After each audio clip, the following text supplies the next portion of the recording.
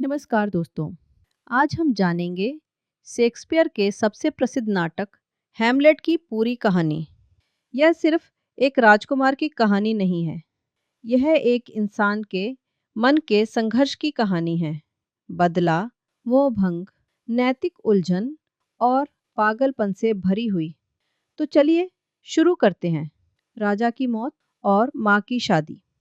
Denmark के राजा की अचानक मौत हो जाती है और कुछ ही हफ्तों में रानी गटरुड यानी राजा की पत्नी और हैमलेट की माँ अपने देवर क्लॉडियस से शादी कर लेती है। अब क्लॉडियस डेनमार्क का नया राजा बन जाता है। हैमलेट को ये सब बहुत अजीब लगता है। उसे लगता है जरूर कुछ गड़बड़ है। आगे बढ़ते हैं। भूत का रहस्य। और हैमलेट को मिला एक डरावना संदेश।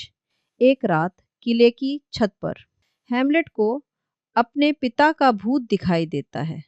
वो भूत कहता है, मेरी मौत एक हादसा नहीं थी। मुझे जहर देकर मेरे ही भाई क्लॉडियस ने मार डाला। अब वही राजा बन बैठा है और मेरी रानी पर भी कब्जा कर लिया है। हैमलेट, मेरा बदला लो। अब जानते हैं हैमलेट की दुविधा और उसकी चालाक योजना। हैमलेट को झटका लगता है, लेकिन वह जल्दबाजी नहीं करता। वह पहले यह पक्का करना चाहता है कि भूत ने जो कहा वो सच है या नहीं। इसलिए वह पागल बनने का नाटक करता है ताकि सबको गुमराह कर सके। वह एक योजना बनाता है, एक नाटक करवाता है जिसका नाम होता है द मर्डर ऑफ गोंजागो। इस नाटक में राजा को जहर देकर मारा जाता है, ठीक वैसे ही जैसे भूत ने बताया था। जब क्लॉडियस यह दृश्य देखता है तो डर के मारे उठकर चला जाता है। अब हैमलेट को यकीन हो जाता है वही है असली हत्यारा। और अब कहानी में आता है दिल तोड़ देने वाला मोड़। ओफेलिया की त्रासदी मतलब ट्रेजेडी। ओफेलिया हैमलेट की प्रेमिका है और राजा के सलाहकार पोलोनियस की बेटी भी। पहले हैमलेट उससे बहुत प्रेम करता था, लेकिन बदले की चिंता और मानसिक तनाव के कारण वो उससे दूरी बना लेता है। हैमलेट ओफेलिया से कठोर बातें करता है और उसके प्रेम को ठुकरा देता है। ओफेलिया का दिल टूट जाता है। फिर एक दिन हैमलेट गलती से पोलोनियस यानी ओफेलिया के पिता की हत्या कर देता है, ये सोचकर कि पर्दे के पीछे क्लॉडियस छिपा है। इस सदमे से ओफेलिया पागल हो जाती है और फिर नदी में डूबकर उसकी मौत हो जाती है। अब सुनिए हैमलेट का सबसे मशहूर संवाद, टू बी और नॉट टू बी। ये संवाद दुनिया के सबसे प्रसिद्ध डायलॉग्स में से एक है।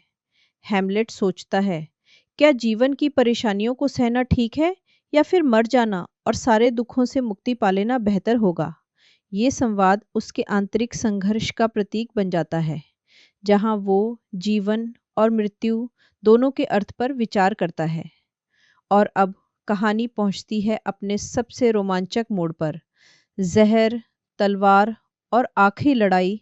क्लॉडियस हैमलेट को इंग्लैंड भेजता है और चुपचाप उसका मर जाना तय कर देता है, लेकिन हैमलेट बच निकलता है और वापस डेनमार्क लौट आता है। अब ओफेलिया का भाई लेयर्टिस अपनी बहन और पिता की मौत का बदला लेना चाहता है। वो हैमलेट को तलवारबाजी के लिए ललकारता है। इस लड़ाई में जहर लगी तलवार और जहर मिला प्याला इस्तेमाल किया जाता है और फिर हैमलेट और लेयर्टिस दोनों जहर से घायल हो जाते हैं।